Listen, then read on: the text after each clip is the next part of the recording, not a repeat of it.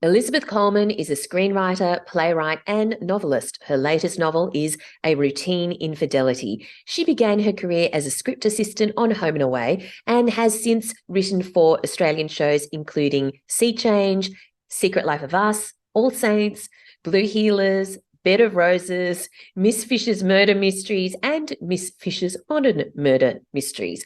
She's also written plays like Secret Bridesmaids Business and It's My Party and I'll Die If I Want to. Thanks so much for joining us today, Elizabeth. It's a pleasure to be here. Congratulations on your novel, A Routine Infidelity. It's for people who haven't got a copy yet, tell us what it is about. It's about a female private investigator, Edwina Ted Bristol, who's a small, dainty woman and kind of overcompensates for that with the need to kind of be really kick-ass. And she's ably assisted by her beloved miniature schnauzer, Miss Marple, who's kind of unusually shrewd and clever dog. Yeah. So it's. And how did this idea come to you? I really don't know. Actually, part of it was I wanted to write a thriller, but my natural style is quite funny and kind of warm. And I was wondering, would it be possible to translate that style into a thriller with tension and twists and turns where people are on the edge of their seat? And I suppose it came from there. And I'd also written a lot of episodes of Miss Fisher's Murder Mysteries for the ABC. And so I learned a lot there about murder mystery plotting details and unfolding the clue trail and things like that. So I think it was probably a combination of those things because I knew it would be smartest to stay within my own style. So I guess it's cozy crime, but with a kick, a bit gutsier, I think, I kind of take. I'd love to talk about your career because you are very experienced as a screenwriter. You've written plays. Can you cast your mind back to, before you even started in any of those roles? Yeah. Did you always want to write or be a screenwriter? I always wanted to write. At first I thought I wanted to be a journalist, and then I thought I'd like to be a novelist. And then I got distracted by when I was in year 12 in Newcastle. I grew up in Newcastle. I went for work experience as a copywriter at an advertising agency, and they offered me a job when I finished. So I was a copywriter for a while and then for a few years. And then a boyfriend of mine was going out with a woman who was doing communications at UTS, and she was actually doing a submission for a TV show. I think it was Sons and Daughters back at the time or something when I was very young. And I was like, oh, people write that. It never occurred to me that people write, That people write TV shows? Yeah, I don't know. I just never thought about it. And so I'd already been writing little kind of plays and things myself. And then I wrote a submission. I started writing some screen stuff and just sending it around. And I was incredibly lucky. I got a trainee script editor gig on Home and Away in the same year that I was at the NIDA Playwrights Studio. So I was doing the two concurrently. And but what were you sending out to people? Oh, just little scripts that I'd written off my own bat, little plays I'd done. Just things that I'd written for myself, really. And because I've always just loved writing. And it was interesting because I sort of found writing for performance really felt like I'd found my niche, I think. But then, decades on, I'm sure we can get there. But I felt, I'd really like to get back to novels and that form of writing. So you were learning to be a playwright through a course at NIDA, and you were a script assistant on Home and Away. So what does a script assistant do? Well, back then I was a trainee script assistant, so I was a junior to the script assistant. But back then the script assistant would organise the writers who were going to come in for the weekly plotting meeting and take all the notes and communicate between script editors, who would often be freelance, and the writers. It was pretty bureaucratic kind of job. I didn't really get hands-on with the scripts until I became a script editor. So you'll take notes as a script assistant. You'll go to the plotting meeting with the writers and the editor, and you'll take the notes, and then you'll distribute those to everyone afterwards, so they've got a record of the meeting. But I didn't get my hands dirty script-wise until I became an actual editor. And how did you become a script editor? What did you have to do or prove or show the people around you or the industry in order to get that role? Well, I'd been in Home and Away for, I would say, several months, and then I got given the chance to say they were running late on the studio and they needed an extra scene because the episode was running short or things like that. So they would give me the opportunity to write little scenes on the hop, things that weren't difficult, but then they could see that I was capable of it. And so then the script editor moved on to somewhere else, and so they promoted me. Yeah. Right. And then when you're a script editor, are you editing or you're actually writing scripts as well? This is a long time ago. I'm not sure exactly how it works now, but generally I was writing scripts as well as editing. Mm-hmm. Yeah. And so you've written for shows, obviously, presumably Home and Away, but also Sea Change, All Saints, Blue Heelers, Bed of Roses. You mentioned that Miss Fisher's Murder Mysteries. It's a mouthful, isn't it? Yeah, it is. That's nice backwards. And the newer one, the Miss Fisher's Modern Murder Mysteries. Yes. You said that you quite liked that niche of writing for performance. Why? I think I found I had a knack for dialogue. I'm very interested in character also. I kind of tend to sort of start from character and then think of a situation that I'd like to thrust that character into. And I enjoyed writing dialogue. I really discovered that I really enjoyed that, and that came relatively easily to me.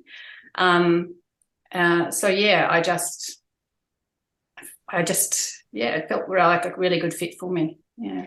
When you're writing a script and okay, well, John Wood is going to be playing that cop, or Sigrid Thornton is going to be in that role, or whatever, I imagine it's slightly easier to write the dialogue and get into the character because that character already kind of exists.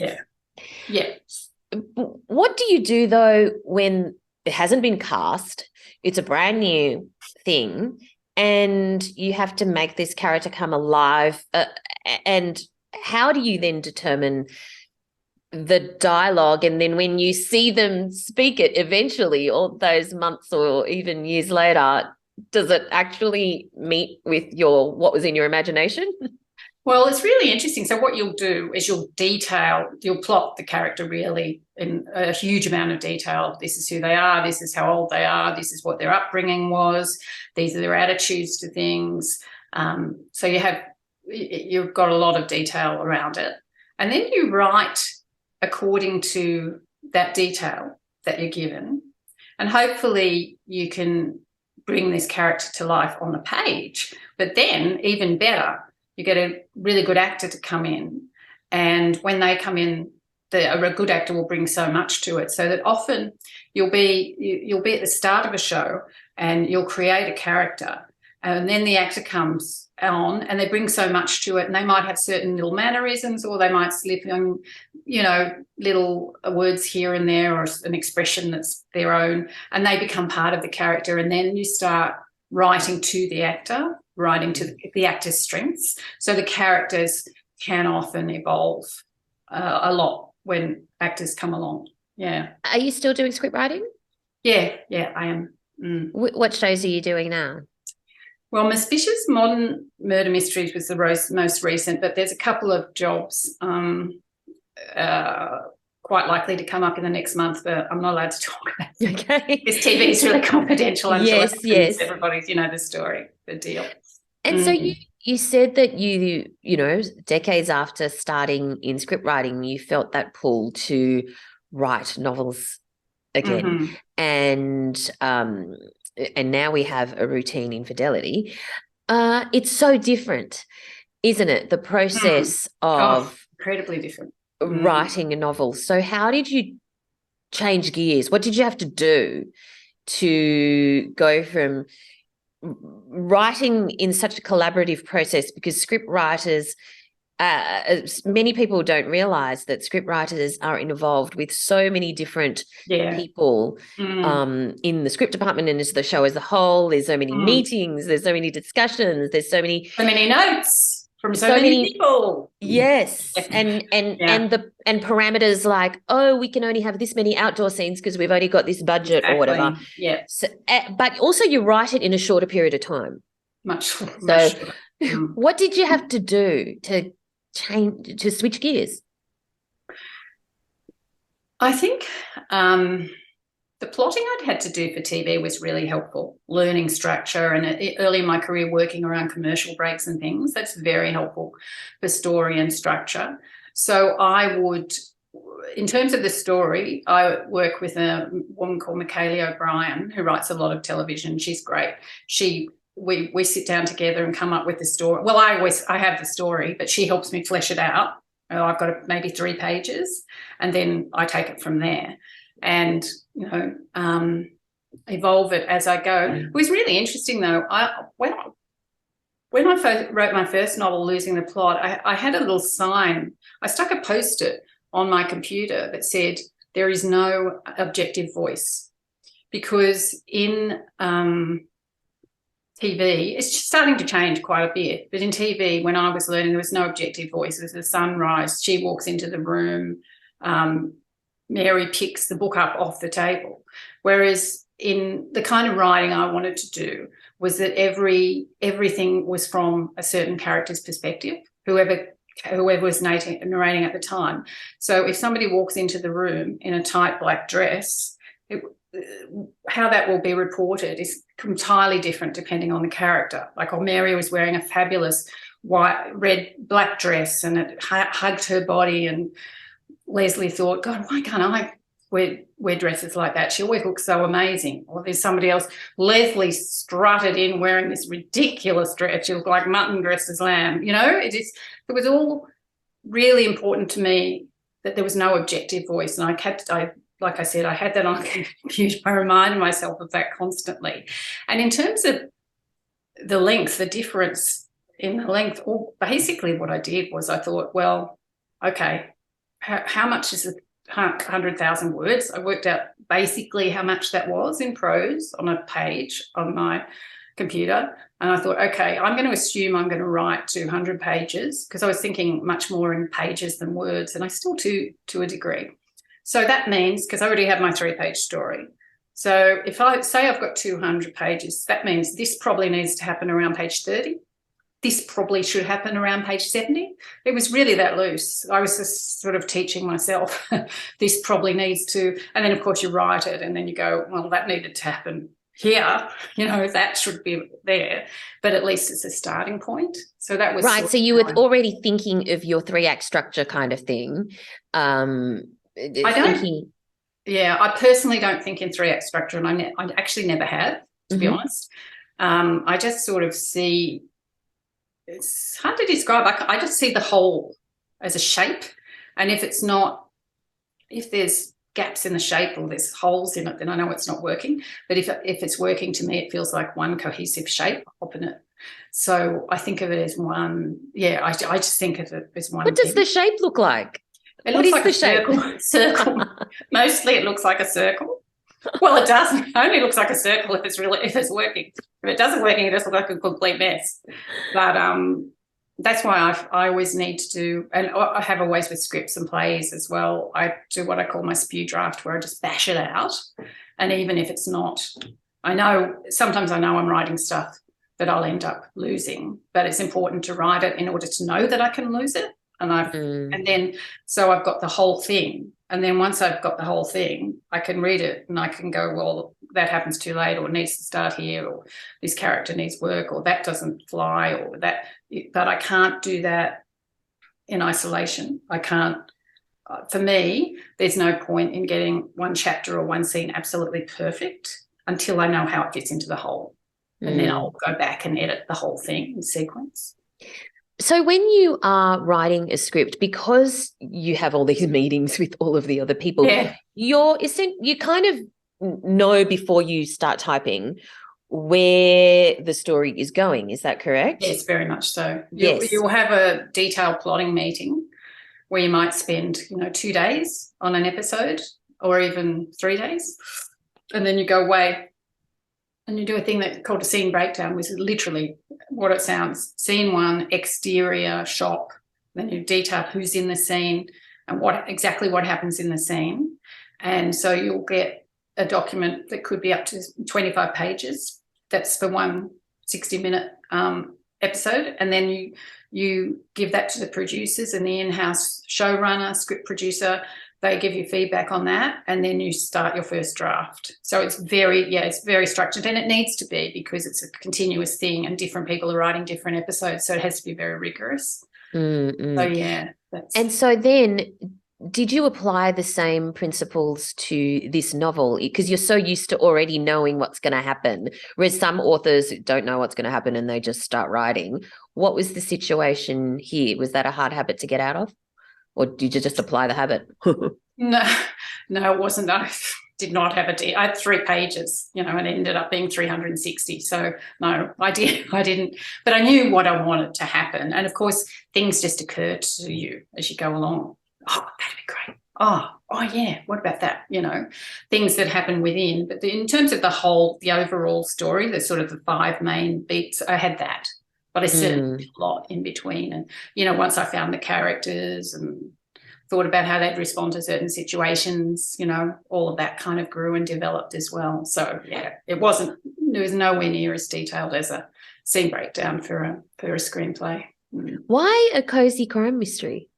I think because, as I said before, because my natural tone is kind of warm and comic, and also because I really enjoyed writing Miss Fisher's murder mysteries, and I was keen to see if you could have something warm and comic and still make people tense and on the edge of their seats and give them twists and turns, and see if you could marry those things. So I think it was a combination of all of those things. And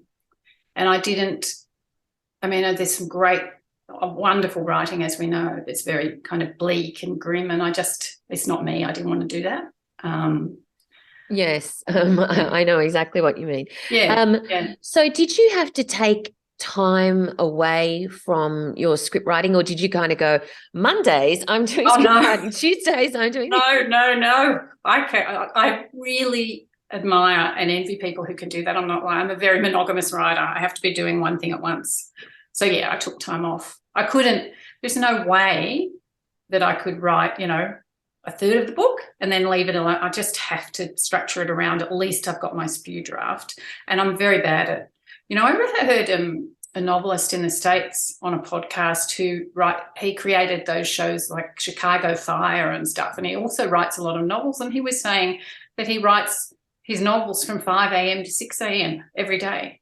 And then he goes into for a 12-hour day doing the TV stuff. I just don't have those skills. No, I've got to do one thing at a time. So then how long did this take you, your spew draft?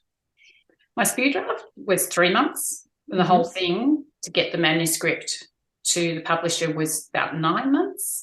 So in the other 6 months after the spew draft was just lots of revisions, redrafting, that sort of thing?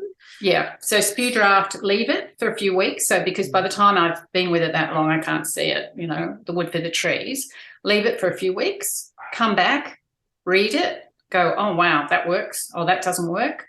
This needs fixing. That needs restructuring. Story starts too late. Need to start it here, which is going to involve moving all this here. Do that. Leave it for another few months. And in this second time, I would show a couple of people whose opinion I really valued. I wouldn't show them the spew draft because that's too early for me. I would show them the refined kind of spew draft, and then, take their responses on board along with my own for the final version. But even with theirs, I never want anyone's feedback until I know what I think, because I don't want to be confused. So I've written 2 drafts now. I've left it for 3 weeks, say, or a month, possibly 2 months. And I will always want to read it myself and go, okay, this is what I think, before I get other people's feedback, in case it confuses me because I haven't read it for ages myself. I want to have the clarity of knowing what I think, and then they tell me and I go, oh, that's so right, things like that. And so you have so many options available to you. You can do script writing, you can do playwriting, you can write novels. What is the plan now? Especially if you're a, monogamous writer. What's the plan to where you're going to be concentrating your efforts for the next few years? Well, I've just delivered the manuscript for book 2 of Ted Bristol. So before book 1 even comes out, which was that exhausting. So this year I'm going to work on TV. This year I'm looking forward to somebody telling me what to do. You have to solve every problem yourself, as you know, when you're writing novels. It's all on you. So when you thought of a routine infidelity, did you wait till you finished it before sending it to a publisher, or did you already have a contract? Definitely. Yeah. So at the end of that 3-month period, so I sort of spent 3 months on it, and the last version I had my own thoughts plus the feedback of a couple of people whose opinion I value, and then I gave that version. So I just need to feel happy with things before I can give them to people. Yeah. And it was after that you got the contract? Yes. Yeah. Oh, no, okay. I wasn't commissioned. No, it was on spec. Yeah. Right. All right. So you'll be looking at you'll be focusing on TV in the coming year. Out of all of the fabulous shows that you have worked on, what have been the standouts and why? I think The Secret Life of Us was quite a standout. That was in the early 2000s, about the group of young people living in St Kilda in a share house. And it was there was a lot of kind of new and interesting things. It had the first, well, maybe not the first, but one of the first Indigenous characters in Deb Mailman, who just happened to be Indigenous, and it was no big deal. The producers, Amanda Higgs and John Edwards, employed a lot of directors who approach things differently because they didn't have a traditional TV background. So, maybe they made short films, and so they took things in a sort of slightly more interesting direction, I think. So I think that was really good. I really like writing Sea Change. That was fun because that was just such a lovely show. And Miss Fisher, I always really enjoyed writing Miss Fisher too, because you were dancing a very delicate dance with that show, because you had to make it work plot-wise, which is much more difficult than it seems. And you also had to be sort of witty and fun, but not frivolous and not glib. When you're dealing with crime and things, you have to be very careful that it doesn't tip over into silly or glib. So that's I enjoyed kind of towing that very difficult line, and that's what I've tried to do with Ted Bristol as well. And you've just made me, relive my my youth with mentioning Secret Life of Us. I was obsessed with that show. Oh, really? I snuck up to that rooftop of that building. Oh, wow. Just to, take in the vibe of where they had their parties, and, hung out on Ackland Street. They were such great characters too. Oh, yeah. And, I was the biggest fan. I would go, but that's where that's the exterior of the house. That's where that happened. That's a bit silly. All right. What is what are your top 3 tips? I always end with, what are your top 3 tips for people who would love to be in your position one day, and who would love to get that novel done specifically? A good novel. To borrow from Nike, I would say just do it. I love it, yes. I really would. Just write. It doesn't have to be good. I think people worry too much about, oh my God, but it's not singing. Every page isn't singing. That's okay. It's not gonna sing. Just keep going, get the shape, and when you've got the whole thing, then you can go back and make it sing. But if you're worrying yourself sick about this doesn't sing, you're going to lose all your confidence and not keep going. So my suggestion is just do it. Don't worry too much about it. Go, wow, this is crap. That's fine. It's not, won't always be crap. On Twitter, I saw it was actually screenwriting advice, but it's really good for novels as well. Somebody wrote how to write a good script, write a bad one, fix it. I think that's really true.